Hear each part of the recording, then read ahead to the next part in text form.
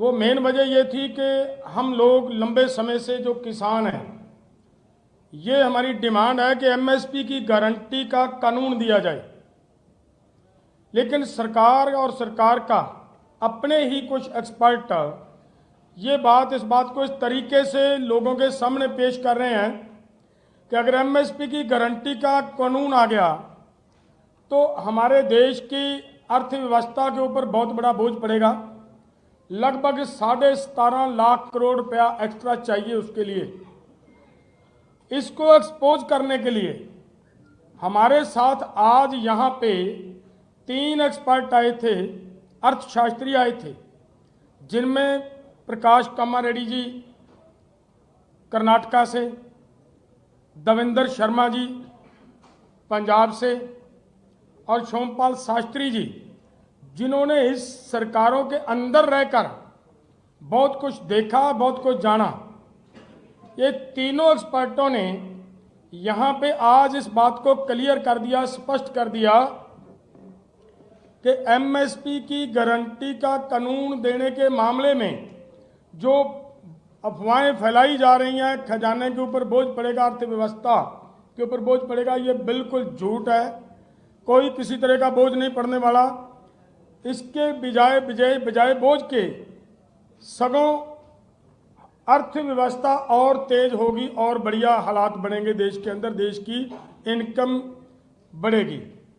ये बात उन्होंने आज सिद्ध की है और ये बात बहुत ज़रूरी थी आपके पास ये बात लेकर जाना। दूसरी बात, जैसे पंधेर साहब ने एक बात कही है, हमारा शंभू और खनौरी बॉर्डर के ऊपर किसानों के ऊपर गोलियां चलाई गई, एक किसान शहीद कर दिया गया, 5 की आई साइट चली गई और 433 गंभीर रूप से जख्मी हुए।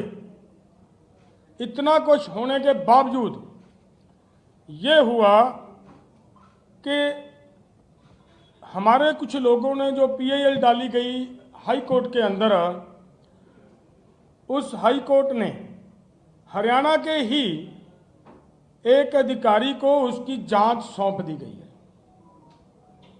और जो जांच सौंपी गई है जैसे हरियाणा के अधिकारी को, उससे पहले कि मैं एक छोटी बात आपके ध्यान में लाऊं तो आप समझोगे कि हम ये बात क्यों कह रहे हैं। हमारी Punjab and Haryana high court की ओर से यह कहा गया कि एक रिटायर जज की अध्यक्षता के अंदर एक कमीशन बनेगा और वो कमीशन जांच करेगा कि ये क्या हुआ, वहाँ पे क्या एक्सेस फोर्स यूज किए गए, शुभकर्ण की डेथ जो हुई है वो कहाँ हुई, क्या है, कौन उसकी जांच करेगा।